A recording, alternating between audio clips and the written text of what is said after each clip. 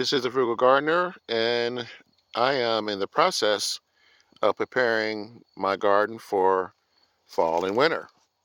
A lot of people don't garden in fall and winter, and I'm hoping to change that. I um I got a couple of game changers here that I'm going to go over, not today, but in the next video. This is kind of a preview, and as you can see, I have been repotting, and I came across some interesting information just this afternoon. I was looking at gardening trends and habits. This is bok choy, by the way. And these are potatoes.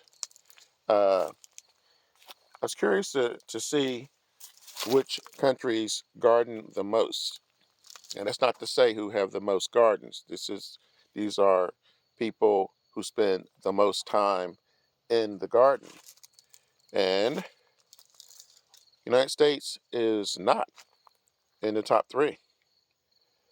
Number one is Australia, and number two is China, and number three happens to be Mexico. So that's something that I did find that you guys may be interested in knowing. And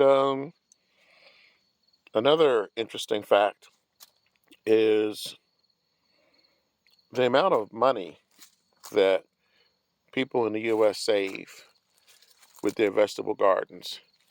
If you have a vegetable garden, you more than likely just garden in the summer.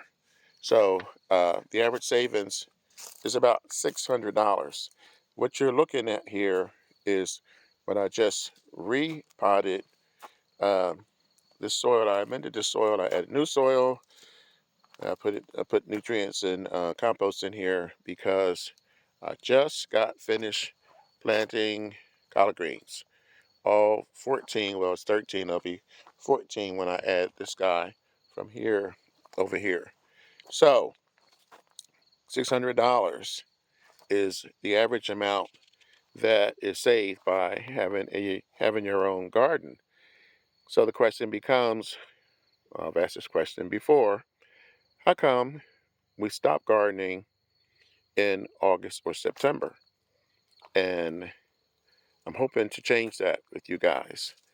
I garden, well, I've gardened most of my life, and that's a pretty long time. I'm retired now, so that should give you an idea.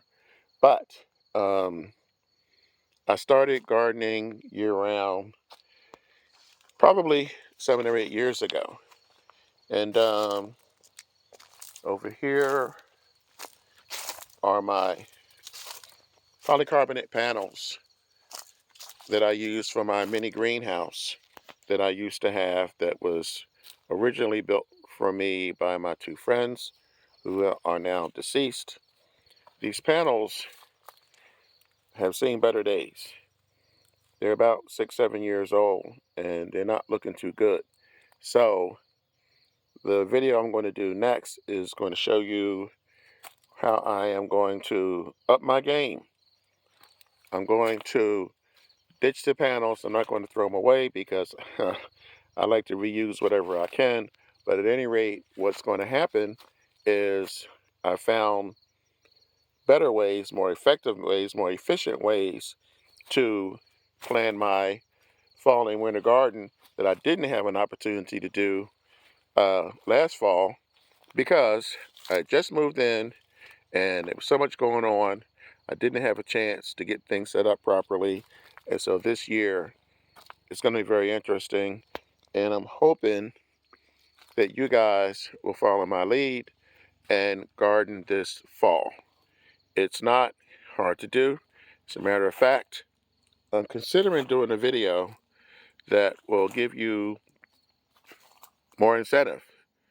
I think I'll probably call it 5 reasons why you should garden in the fall, or something of that nature. At any rate, I'm not going to keep you. I do hope that you subscribe if you are interested in gardening this fall or gardening this winter. because I will be. I'll be out here all winter as usual. I'm the Frugal Gardener. Please subscribe to my channel. When everybody else is going away because of the cold, I will still be out here. So, remember what I always tell you.